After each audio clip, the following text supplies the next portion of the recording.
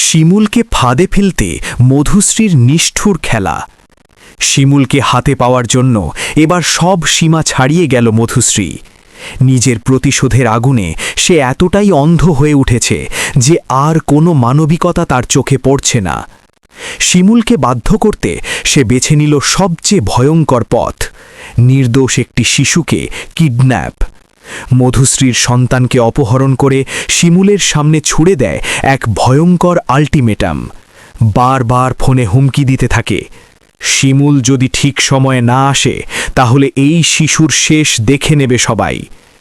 শিমুলের অনুপস্থিতিতে মধুশ্রীর রাগ আরও উন্মত্ত হয়ে ওঠে। চোখে তখন আর প্রতিশোধ ছাড়া কিছু নেই।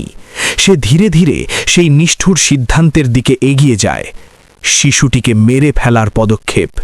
ঘরের বাতাস ভারী হয়ে ওঠে আতঙ্কে। একদিকে শিশুটির অসহায় কান্না, অন্যদিকে মধুশ্রীর হিমশীতল মুখ, যেন সে আর মানুষ নেই, হয়ে উঠেছে এক নির্মম দানব। এখন প্রশ্ন একটাই, শিমুল কি শেষ মুহূর্তে পৌঁছতে পারবে, নাকি মধুশ্রীর হাতে নিভে যাবে একটি নিষ্পাপ প্রাণ? পরবর্তী পর্বে অপেক্ষা করছে সবচেয়ে ভয়ঙ্কর টুইস্ট। চোখ রাখুন, কারণ এখান থেকেই গল্প মোড় নিতে চলেছে এক ভয়ঙ্কর পরিণতির দিকে।